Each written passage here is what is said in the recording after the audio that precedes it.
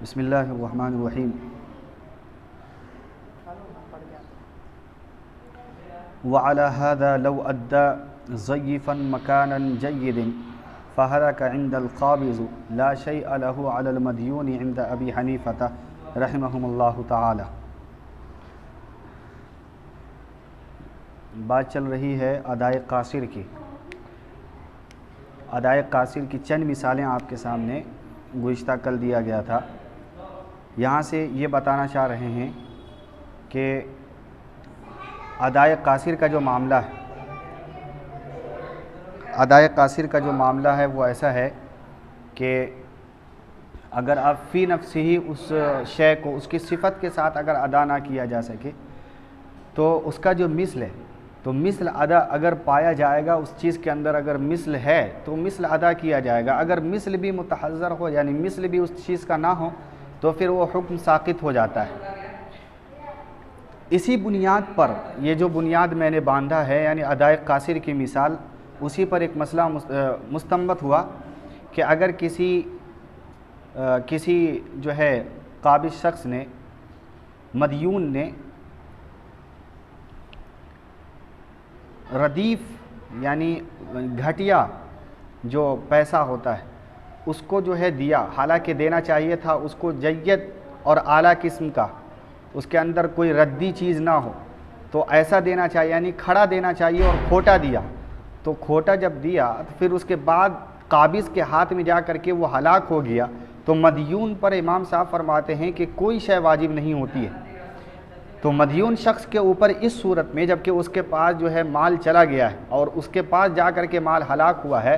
تو اس صورت میں کوئی چیز واجب نہیں ہوتی ہے۔ وجہ اس کی یہ ہے کہ جو کھڑا ہے، تو کھڑا کا جو ہے کوئی صفت یعنی جودت کی صورت میں ہے ہی نہیں، یعنی اس کا مثل نہیں ہے کوئی۔ جب مثل نہیں ہے تو میں نے کہا کہ پھر وہ مسئلہ جو ہے نا وہاں پہ ختم ہو جاتا ہے، یعنی پھر اس کے اوپر گناہ تو ملے گا لیکن اس کے اوپر کوئی احکام مستنبط نہیں۔ تو مثل کے متحذر ہونے کی صورت میں حکم جو ہے ساقط ہو جاتا ہے۔ اسی طریقے سے ایک اور مثال دی جاتی ہے کہ ایک غاصب شخص ہے، غاصب شخص نے ایک غلام کو غصب کیا،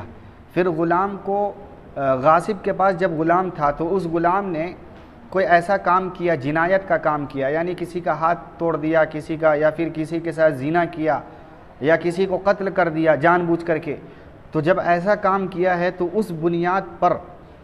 جو اس کو مباح الدم تسلیم کیا گیا ہے، تو مباح الدم ہو جانے کے بعد اب غاصب جو ہے اس شے مغصوب کو مالک کے پاس لوٹا رہا ہے، تو ظاہر بات ہے جب مالک کے پاس اس کو لوٹائے گا مغصوب شے کو، تو اب اس کے اندر فی نفس ہی وہ چیز پائی نہیں گئی، لہٰذا جو ہے جس صورت میں قبضہ کیا تھا اس کو اسی بعین ہی اسی صورت میں واپس کرنا یہ واجب ہوتا ہے۔ اب یہاں پر وہ چیز نہیں پایا گیا ہے، لہٰذا اب چونکہ یہ چیز جائز نہیں ہے۔ یہاں پر ایک اعتراض ہوا، یہ تین مثالیں، ایک آگے بھی بائے کا آئے گا کہ مثال کے طور پر بائے نے کوئی چیز بیچی، بیچنے کے بعد اس کو ابھی سپرد نہیں کیا، اپنے ہی پاس رکھا، اور اپنے پاس رکھنے کے بعد اس کے اندر کوئی چیز پیدا ہو جاتی ہے، کوئی نقص پیدا ہو جاتا ہے۔ نقص پیدا ہو جانے کے بعد جب مالک کو دیا تو اس صورت میں جو ہے مشتری پر ثمن کی قیمت جو ہے نا واجب نہیں ہوتی ہے کہ بعین ہی وہی ثمن کی قیمت جتنا متعین ہوا تھا وہی چیز کو دیا جائے، کیونکہ اب شے مغصوب یعنی جو بائے نے جو چیز بیچا ہے تو اس مبیع کے اندر اس کی قیمت میں فرق پایا جائے گا، کیونکہ اس کے اندر نقص آیا، اور نقص کی صورت میں ظاہر بات ہے قیمت تفاوت ہوگا، اس کو اختیار دیا جائے گا، چاہے تو مکمل طریقے سے لو یا نہ لو، اس کو اختیار ہے۔ لہٰذا اب اس صورت میں بھی تو یہ جو تین صورت ہے، تو آپ دیکھیے کہ یہ تین صورت ایک اعتراض ثابت ہوتا ہے۔ اعتراض کرنے والوں نے کیا کہ بھائی معاملہ ایسا ہے کہ ادائے قاصر کی جو مثال دی جا رہی ہے، یہ ادائے قاصر پر بیٹھ کہاں رہا ہے؟ ادائے قاصر کے اندر تو یہ تھا کہ اگر اس شے کا مثل نہ پایا جائے تو ختم ہو جاتا ہے وہ چیز، تو یہاں پہ تو مثل پایا بھی نہیں جا رہا ہے اور اس کو تسلیم بھی کیا جا رہا ہے، اس کو باقی بھی رکھا جا رہا ہے، اور بعض جگہ جو ہے اس کو باقی نہیں بلکہ اس کا جو ہے دوسرے طریقے سے اس کو قائم رکھا جا رہا ہے۔ تو یہ صورت، یہ مثال جو ہے اس کے تحت نہیں آنی چاہیے، تو یاد رکھیے یہاں پر مصنف نے یوں جواب دیا ہے کہ اصل میں جو مثالیں پیش کی گئی ہے، جو تعریف پیش کی گئی ہے، وہ حقوق اللہ کے اعتبار سے پیش کی گئی ہے، یعنی ادائے کامل اور ادائے قاصر کی جو مثالیں وہ حقوق اللہ کے اعتبار سے ہے، یعنی حق اللہ کو اگر کسی نے فوت کیا ہے فی نفسی ہی، اس کو اسی صفت کے ساتھ ادا نہیں کیا ہے تو اب اس کا مثل دے، اگر مثل بھی متحذر ہو یعنی مثل دینا ممکن نہ ہو تو وہ شے جو ہے ختم ہو جائے گی، وہ معاملہ ہی ختم ہو جاتا ہے وہاں سے۔ یہاں پر یہ حق العباد سے تعلق رکھتا ہے، یہ حق اللہ نہیں ہے، لہٰذا یہاں پر تین چیزیں ہوں گی۔ نمبر ایک کہ امام صاحب کے مستدل کے طور پر مسئلہ یہ ہے کہ ایک آدمی نے جو ہے شے مغصوب یعنی کسی سے کوئی چیز چوری کی، جب کوئی سامان چوری کیا تو اب اس کے اوپر واجب ہے کہ اس چوری شدہ مال کو بعین ہی اسی صفت کے ساتھ اس کو ادا کرے، یہ اس کے اوپر واجب ہے۔ لیکن اس نے کیا کیا کہ اس کے اندر کمی زیادتی کیا، یعنی اس کو یوز کر لیا، اس شے کو یوز کیا، یا پھر جیسے کہ غلام ہیں تو غلام اس کے اوپر کوئی دیت واجب ہو گیا تھا یا زنا کا یا قتال کا یعنی قصاص کا، اب چونکہ جب ایسا ہو گیا ہے تو اب جب مالک کو سپرد کیا جائے گا، غلام جب دیا جائے گا تو اس کے اندر دیکھو نقص ہے، ظاہر بات ہے کہ وہ مارا جائے گا، یہ تو طے شدہ ہے۔ تو اب پہلے مکمل غلام تھا، اب مکمل غلام بھی نہیں رہا، اب تو قصاص کی صورت میں مار دیا جائے گا یہ آدمی، تو مالک کے پاس اب فی نفسی ہمیشہ کے لیے وہ رہنا کوئی تسلیم نہیں کی جا سکتی ہے۔ تو یہاں پہ آنے کے بعد یعنی چوری ہو جانے کے بعد اس کے اندر یہ صفت پائی گئی، لہٰذا اب کامل نہیں ہے، اسی صفت کے ساتھ دیا جانا نہیں ہوا، لہٰذا یہ ادائے کامل نہیں کہلائے گا۔ اب جب یہ ادا نہیں کہلایا تو امام صاحب کہتے ہیں کہ قضا کا جو معاملہ ہے، یہ قضا جو ہے ادا کا کیا ہے، خلیفہ ہے، جب تک ادا موجود ہے قضا آ ہی نہیں سکتا ہے۔ جیسے کہ آپ نے مجاز اور حقیقت میں پڑھ لیا ہے کہ جب تک حقیقت موجود ہے مجاز جو ہے آ ہی نہیں سکتا ہے، مزاج کو مراد لینے کے لیے حقیقت کا متحذر ہونا ضروری ہے۔ لیکن وہی چیز یہاں پر بھی ہے کہ جب تک خلیفہ یعنی جو ہے وہ موجود ہے، اس کا اصل موجود ہے تو فرع نہیں آ سکتا ہے۔ مثال کے طور پر وضو اور تیمم کا آپ نے دھیان دیا ہوگا کہ وضو جب تک ہے تو تیمم نہیں کر سکتے، ہاں اگر وضو کی کیفیت ہی متحذر ہو جائے یعنی وضو کرنا پانی مل ہی نہیں سکتا کسی بھی صورت میں، جو متعین حدود ہیں اس کے، پھر اس کے بعد اس کے اوپر تیمم لاگو ہوتا ہے۔ تو ایک چیز جب اصل متحذر ہو جاتا ہے تب اس کی فرع آتی ہے۔ یہی صورت امام صاحب کا مستدل یہاں پر بھی ہے کہ اگر عین چیز ادا کرنا اگر ممکن ہے تو پھر اس کی جو قضا ہے وہ ضروری نہیں ہے، پھر آ ہی نہیں سکتا۔ اگر عین چیز ممکن ہی نہیں ہے پھر قضا کو اختیار کیا جائے گا۔ تو یہاں پر مثال کے طور پر جو وہ چیز یعنی غلام ہے، غلام کو لے لیجیے، تو غلام کو جب دیا گیا تو ایک ہوتا ہے فی نفسی من حیث الادا، یعنی ادا کر دینا، یعنی اس کو سونپ دینا، تو یہ تو چیز پایا گیا، غلام کو اس کے پاس سپرد کر دیا گیا، سونپ دیا گیا۔ لیکن اب دو چیزیں، نمبر ایک یا تو اس کے اندر فی نفسی ہی علت سبب یعنی علت اول موجود ہوگی اس کے جو ہے نقص کے اندر، یعنی جو غاصب کے پاس اس کے اندر نقص پایا جائے گا، غاصب کے پاس رہ کر کے اس کے اندر نقص پایا جائے گا، یا یہ کہ ادا ہو جانے کے بعد مالک کے پہنچ جانے کے بعد اس کے اوپر جو ہے فی نفسی ہی اللہ تعالیٰ کی طرف سے سماوات بلائیہ جو اترنے کے بعد اس کے اوپر موت طاری ہو جائے یا کچھ ایسا ہو جائے جو مر جائے، وہ الگ مسئلہ ہے۔ تو امام صاحب کا دو مسئلہ یہاں پہ یاد رکھیے کہ اگر اس کا تعلق پہلے سے ہے یعنی غاصب سے ہے تو اب غاصب کے اوپر جو ہے دوبارہ دینا پڑے گا، اس کو پوری کیفیت یعنی پورا اس کا مثل دینا پڑے گا۔ لیکن اگر مالک کے پاس پہنچ جانے کے بعد وہ ہلاک ہوا ہے آفات سماویہ کی وجہ سے تو اب من حیث الادا وہ ہو چکا ہے، تو اب اس کا معاملہ ہے یہ ادا کہلا جائے گا۔ جب ادا کہلایا گیا تو جہاں پر بھی ادا کا ایک نقطہ بھی اگر ثابت ہو جاتا ہے تو وہاں پر پھر یعنی قضا نہیں آ سکتا۔ اب یہ نہیں کہا جائے گا کہ اب غلام جو اس کے اندر جو تھوڑی خفت آئی ہے اس کا پیسہ دیجیے، ایسا معاملہ نہیں۔ تو پیسہ دینا اور اس کی بھرپائی کرنا یہ ضروری نہیں ہے۔ وہ کہتے ہیں کہ اگر ادا ہے تھوڑا بھی ہے تو ادا کہلائے گا، اگر ادا نہیں ہے تو ختم پھر پوری فرا لیجیے، یا اگر اس کو ختم کرنا ہے مکمل آپ کو اختیار دیا جاتا ہے تو اس شے کو اس کے پاس واپس کر دیجیے اور دوسری شے لیجیے اس کی مکمل لیجیے۔ لیکن اگر ادا کی موجودگی میں آپ ایسا کرتے ہیں تو اس کی اجازت نہیں۔ امام صاحب کا مستدل یہی ہے۔ تو یہاں پر جو کہا جا رہا ہے اس میں اول اور ثانی کے جو ہے اوپر آپ دھیان دیجیے گا ذرا، فرمائے کہ لا لأنه مثل صفت الجودۃ منفردۃ، کہ اکیلا یعنی جودت کے صفت کے اندر اگر اس کا مثل نہیں ہے تو یہ صفت نہیں مانی جائے گی۔ وجہ اس کی یہ ہے کہ اس کا وہ مثل مانا ہی نہیں جا سکتا، حتیٰ یمکن، ممکن ہی نہیں ہے اس کا مثل مانا جانا۔ اسی طریقے سے وَلَوْ سَلَّمَ الْعَبْدَ مُبَاحُ الدَّمِ جِنَایَةٌ عِنْدَ الْغَاصِبِ، غاصب کے پاس اگر کسی جرم کی بنیاد پر مباح الدم ہو گیا اور اس کے بعد اس بندے کو سپرد کیا گیا، یعنی اس غلام کو سپرد کیا گیا اصل مالک کے پاس، یا اسی طریقے سے او عند البائع بعد البیع، یعنی بیع کرنے کے بعد بائع جو ہے اس کو سپرد کرتا ہے، مال کو سپرد کرتا ہے، بیع پہلے ہو چکا ہے، خرید و فروخت کا پورا معاملہ کہ بھائی 1000 روپے میں آپ کو یہ سامان دیا جائے گا، لیکن اتنا ہو جانے کے بعد ابھی مال جو ہے نا بائع کے پاس ہے، بیچنے والے ہی کے پاس ہے، تھوڑی دن کے بعد جب اس کے پاس پہنچایا گیا تو اس مال کے اندر نقص تھا۔ تو امام صاحب فرماتے ہیں کہ دیکھو جب نقص ہے تو آپ کو 2 اختیار ہے، یا تو مکمل طریقے سے رد کر دو یا پھر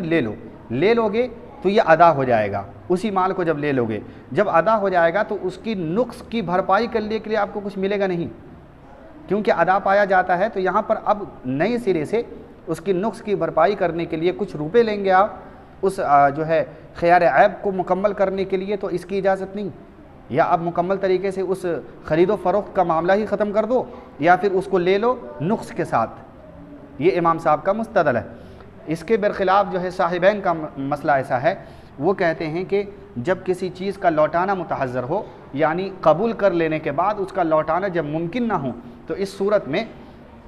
جو ہے جو نقصان آتا ہے اس کی بھرپائی ضروری ہوتی ہے، کیونکہ لوٹانا جب ممکن نہیں ہے، لے لیا گیا ہے، ادا کہلا دیا گیا، تو اس کے بعد جو نقص پایا جائے گا، یعنی جو نقص سے مراد ہے جو خفت آئی ہے، کمی آئی ہے اس کی، مثال کے طور پر کہ 1000 روپے کا ایک غلام ہے، تو مارکیٹ میں گیا اور جانے کے بعد اس کو کہا کہ بھائی یہ آدمی ہے اور یہ مباح الدم نہیں ہے، یہ کیا بولتے ہیں مباح الدم نہیں ہے، یعنی اس کے اوپر کوئی جنایت نہیں، ایسا نہیں ہے کہ یہ قتل کر دیا جائے گا، تو آپ اس کی کتنی قیمت لگائیں گے؟ مارکیٹ والوں نے کہا کہ بھائی اس کے 1000 روپے لگائیں گے۔ پھر اس کے بعد کہا کہ اب دیکھو یہی غلام جو ہے اب مباح الدم ہے، یعنی اب اس کو قتل کیا جائے گا آگے چل کے، اب کتنی روپیہ دو گے آپ اس کے؟ وہ کہہ رہا ہے کہ ہم اب 500 روپیہ دیں گے۔ تو دیکھو 500 روپیہ جو دیا جائے گا اور 1000 وہ اور 500 کم کریں گے تو 500 بچا، تو کتنے بیچ میں آئے؟ 500 بچے۔ تو یہ جو بیچ والا جو کمی ہے وہی پیسہ جو ہے نا اس کو لوٹایا جائے گا، وہ پیسہ لے گا۔ تو یہی ہے کیا بولتے ہیں صاحبین کا مسلک کہ یہ پیسہ جو 500 ہے یہ خیار عیب کی صورت میں وہ لے سکتا ہے اور سامان کو مکمل طریقے سے لوٹانے کی اجازت نہیں، لیکن امام صاحب فرماتے ہیں کہ نہیں، مثل کب پایا جائے گا؟ جب ادا مکمل ہی نہ ہو تب مثل کی بات آتی ہے۔ مثل اس وقت نہیں ہے کہ جب ادا بھی ہو اور مثل بھی لے لیا جائے، یہ پھر اصول ٹوٹ رہا ہے۔ لہٰذا کہتے ہیں کہ جب تک ادا ہے مثل نہیں لے سکتے، ادا ہی نہ ہو تو پھر اس کے بعد مثل کی طرف جائیں گے، اگر مثل بھی نہ لیا جائے تو معاملہ ہی ختم ہو جاتا پھر امام صاحب کے نزدیک۔ تو یہاں پہ اختلاف کو آپ کو سمجھنا ہے۔ اسی طریقے سے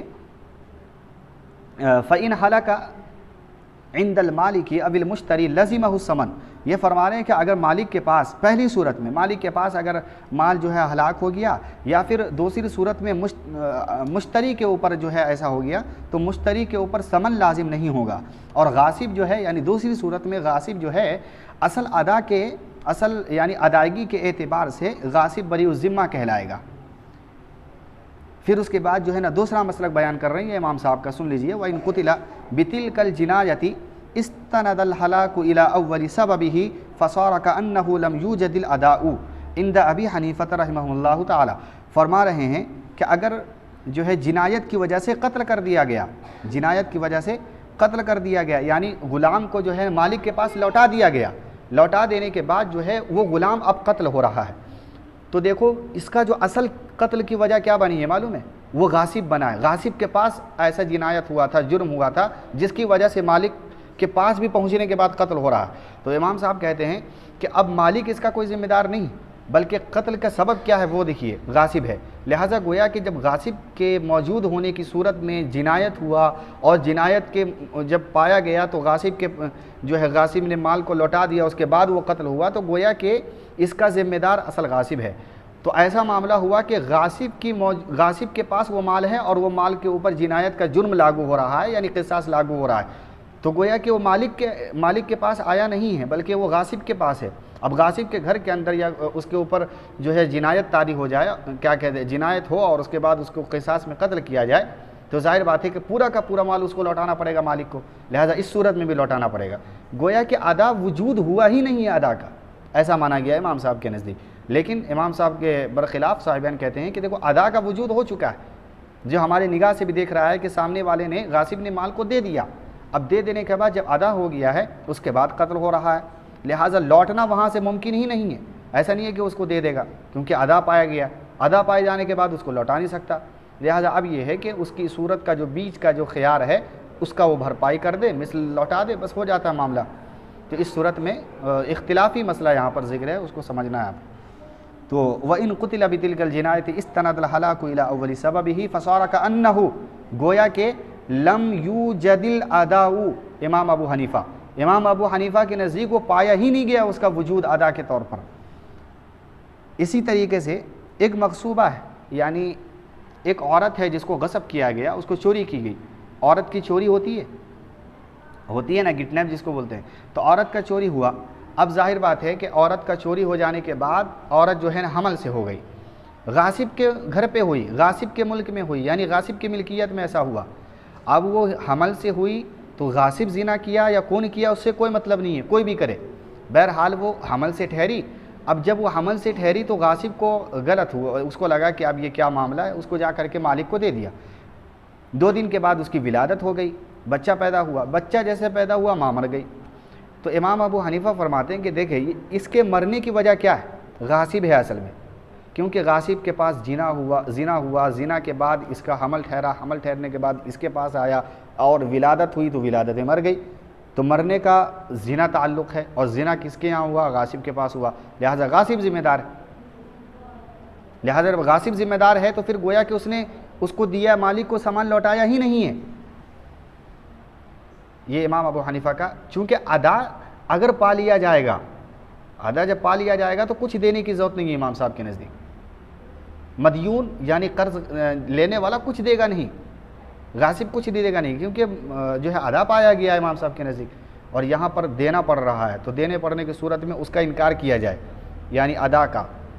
مالک کے پاس پہنچنے کا انکار کیا جائے۔ لہٰذا ہم کہتے ہیں امام صاحب کا مسلک یہ ہے کہ بھائی انکار کر دو اور کہو کہ تمہارے ہی گھر پہ ہلاک ہوا، گویا ایسا کہ تمہارے ہی گھر پہ ہلاک ہوا، چاہے یہاں مالک کے پاس آ جانے کے بعد ہلاک ہوا، لیکن اصل جو ہے وجہ تم بن رہے ہو، وہ زنا کیوں کی،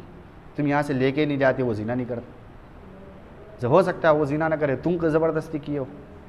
اور اس کی وجہ سے مر گئی ہے بیچاری۔ تو یہ چیزیں ہیں یہاں پر۔ تو اسی طریقے سے اب ذرا عبارت کو دیکھیے ترجمہ کا، وَإِن قُتِلَ، یہاں سے وَالْمَقْصُوبَةُ إِذَا رُدَّتْ حَامِلًا بِفِعْلِ عِنْدَ الْغَاصِبِ فَمَاتَتْ بِالْوِلَادَةِ عِنْدَ الْمَالِكِ، مقصوبہ جب اس کے اوپر حمل، جب اس کو لوٹایا گیا اور حال یہ تھا کہ وہ حمل سے تھی غاصب کے پاس، تو پس وہ مر گئی ولادت کے ذریعے مالک کے گھر میں، تو لا یبرأ الغاصب، غاصب کے اوپر کوئی زمان، غاصب کے اوپر لا یبرأ الغاصب عن الضمان عند ابی حنیفہ۔ اچھا یہاں پر ایک چوک ہوئی مجھ سے، وہ یہ کہ دیکھیں امام ابو حنیفہ کے نزدیک ایسا مسئلہ بنے گا کہ غاصب کے اوپر کوئی زمان نہیں آئے گی۔ وجہ اس کی یہ ہے کہ اس نے جو ہے نا فی نفسی ہی اس کو ادا کر دیا ہے، تو یہاں پر امام ابو حنیفہ ادا مان رہے ہیں، ٹھیک ہے۔ ثم الاصل، پھر یہاں سے آپ کو دھیان دینا ہے، ثم الاصل فی ھذا الباب، اس باب کا جو اصل ہے وہ ادا ہے، چاہے وہ ادا کامل کی صورت میں ہو یا ناقص کی صورت میں ہو، کوئی بھی ہو، بہرحال وہ ادا ہے، اس باب کا خلاصہ ادا ہے۔ تو لہٰذا اب یہاں سے میں نے وہ جو مسئلہ بتایا آپ کو، یہاں سے شروع ہے کہ جب وہ اس کا تعلق ادا سے ہے، خواہ وہ جو ہے کامل ہونے کی صورت میں ہو یا ناقص ہونے کی صورت میں، اس کا کوئی تعلق نہیں ہے، بہرحال وہ ادا ہے، لہٰذا ادا کی صورت میں قضا نہیں مراد لیا جائے گا۔ وَإِنَّمَا يُصَارُ إِلَى الْقَضَاءِ عِنْدَ تَحَذُّرِ الْأَدَاءِ، یعنی ادا کے متحذر ہونے کے وقت ہی قضا مراد لی جا سکتی ہے، یہ ترجمہ ہے۔ وَإِنَّمَا يُصَارُ إِلَى الْقَضَاءِ، بے شک قضا کو مراد لیا جائے گا، عند تعذر الادائی، ادا کے متعذر ہونے کے وقت. ولہذا یتعین المال فی الودیعۃ والوکالۃ والغصب، اور اسی بنیاد پر یہ جو بنیاد قائم کیا گیا وانما یصار الی القضاء، یہ جو بنیاد ہے اسی بنیاد پر جو ہے نا مال ودیعت کا، وکالت کا اور غصب کا متعین ہوتا ہے.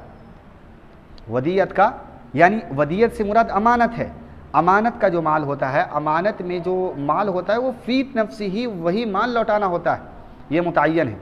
کیوں کہ ادا جو ہے اصل میں وہ قضا جو ہے اصل میں متعذر ہوتا ہے کب؟ ادا کی غیر موجودگی میں. ٹھیک ہے نا؟ تو ادا جب تک موجود ہے وہ قضا نہیں آ سکتا. دیکھیے یہاں پر جو ہے ودیعت کا جو مال ہے یعنی امانت کا جو مال ہے اس کے پاس اگر موجود ہے فی نفسی، فرض کر لیجئے کہ آپ نے مجھے 1000 روپیہ دیا امانت کے طور پر، اور میرے پاس جب لوٹانے کا جو دن تاریخ متعین تھا کہ 2 مہینے بعد، تو 2 مہینے بعد میرے پاس وہ مال ہے، فی نفسی وہ مال ہے. تو دیکھیے یہاں پر جب فی نفسی وہ مال ہے تو وہی مال لوٹانا میرے اوپر ضروری ہے، یہی ادا ہے. وکالت کا، میں نے آپ کو کہا کہ بھائی جو ہے 40 روپے کا تھمس اپ لے کے آئیے، تو آپ کو وکیل بنا دیا، میں موکل بنا. تو اب جو میں نے جو پیسہ دیا ہے اگر وہ سامان نہیں ملا تو وہی پیسہ مجھے لوٹائیے گا. ایسا نہیں کہ اس کا کوئی چیز دوسرا چیز خرید کر کے میرے کو لوٹا دیے، کہ وہ بھی تو اتنا ہی پیسے کا ہے نا، اس لیے پیسہ میں رکھ لیا اور سامان، ایسا نہیں، بلکہ جو دیا گیا ہے وہی لوٹانا ضروری ہے. کیونکہ اصل کی موجودگی میں فرع نہیں مراد لیا جا سکتا ہے، یعنی ادا کی صورت میں قضا مراد نہیں لیا جا سکتا ہے. اگر ادا متحذر ہو، ممکن ہی نہ ہو، تب جو ہے قضا مراد لیا جائے گا. اتنی بات سمجھ میں آئی؟ اسی طریقے سے غصب کی ہوئی شے کو، اصل چیز اگر موجود ہے تو اصل کو لوٹانا ضروری، اگر اصل موجود نہ ہو تب فرع کی طرف لوٹیں گے، یعنی قضا کی طرف لوٹیں گے. ولو ارادہ، اب یہاں سے اس کی جو ہے نا تشریح ہو رہی ہے. ولو اراد المودع والوکیل والغاصب، اگر جو ہے مودع یعنی وکیل، یہ کیا کہتے ہیں ودیعت یعنی جو امین ہے، امین اگر ارادہ کرتا ہے اور وکیل ارادہ کرتا ہے اور غاصب ارادہ کرتا ہے کس بات کا؟ وہ یہ ارادہ کر رہا ہے کہ عین چیز کو روک لیا جائے اور اس کا مثل ادا کر دیا جائے. ان یمسک العین ویدفع ما یماثلہ، کہ عین چیز کو روک لیا جائے اور اس کا مثل جو ہے وہ لوٹا دیا جائے. تو کہہ رہے لیس لہ ذالک، اس کی اجازت نہیں. اتنی بات سمجھے؟ جیسے میں نے کہا کہ امانت جو ہوتی ہے فی نفسی دینا ضروری ہے. اب امین سوچے کہ میں امانت کا جو دیا گیا ہے اس کا مثل لوٹا دوں اس کو جا کر کے، حالانکہ اس کے پاس جو امانت کا چیز ہے وہ موجود ہے، موجود ہونے کے باوجود جو ہے نا دوسری چیز دینا چاہتا ہے، تو اس کی اجازت قطعاً نہیں ہے. اسی طریقے سے جو ہے نا وکیل کی صورت ہے، پھر غاصب کی صورت ہے. تو جو چیز موجود ہو جب تک ادا ضرور موجود ہے قضا نہیں آ سکتا. اتنی بات کو یاد رکھیے. مثال کے طور پر ولو باع شیئا، کسی شخص نے کوئی چیز بیچی، کسی شخص نے کوئی چیز بیچی، وسلمہ، اور مشتری کو سپرد کر دیا، مشتری کے ہاتھ میں دے دیا، فظہر بہ عیب، پھر اس کے بعد مشتری کے پاس جانے کے بعد جو ہے نا اس کے اندر خیار عیب کی صورت پائی گئی، یعنی عیب نکل آیا اس مال کے اندر. تو دیکھو کان المشتری بالخیار بین الاخذ والترک فیہ، مشتری کے اختیار ہوتا ہے لینے اور ترک کرنے کا مکمل. صرف 2 صورت ہے، یا تو لو یا ترک کر دو. لینا ہے تو خیار عیب کے ساتھ لینا پڑے گا، آپ نقص کے ساتھ لینا پڑے گا، یا لوٹانا ہے تو پورا مال لوٹا دو، پیسہ لے لو. لیکن آپ یہ کریں گے کہ مال بھی لے لیا جائے اور خیار عیب کی صورت میں اس سے جو ہے پیسہ کم دیا جائے اس کو، یعنی 1000 روپے کا سامان ہے تو آپ کہیں گے عیب نکلا نا اس کے اندر 900 روپیہ دوں گا. نہیں، جو پہلے متعین تھا جو پیسہ وہی 1000 روپے آپ دیجئے اور مال لے لیجئے، یا پھر مکمل ختم کر دیجئے، نئے سرے سے اب آغاز کیجئے خرید و فروخت کی. کہ اب ہم نئے سرے سے آغاز کرتے ہیں، اب جو ہے جو اس کے اندر جیسا بھی مال ہے اس کے اعتبار سے ہم فیصلہ کریں. اسی بے پر، اسی چیز پر اس کو بنیاد بنانا اور جو ہے کم پیسہ دے دینا یہ مناسب نہیں. یہ امام صاحب کا مستدل ہے، صاحبین اس کے برخلاف ہے. اتنی چیز یاد رہے گی. ایک ابھی آج ہی کی بات ہے، ایک ویڈیو آیا امیر الہند کی طرف سے، آپ لوگوں نے دیکھا ہوگا. امیر الہند جو ہندوستان کے، میں نام لینے سے گریز کروں گا، مجھے بہت ہنسی آئی. وہ ایسا ہوا کہ ویڈیو دیکھ رہا تھا، امیر الہند صاحب، بڑے ادب و احترام کے ساتھ درخواست کرتا ہوں کہ مطلب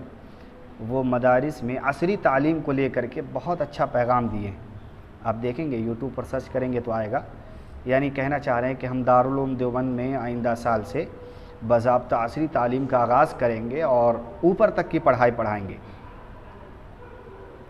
تو یہ جب چل رہا تھا تو دل میں ہنسی بھی آ رہی تھی کہ دیکھیں یہ وہی شخصیت اور یہ انہی لوگوں میں سے ہے کہ آج سے پہلے جب ان کے سامنے کہا جاتا تھا کہ عصری تعلیم اور عصری تعلیم کے جب نعرے لگائے جاتے تھے تو یہ اس کو مسترد کرتے تھے،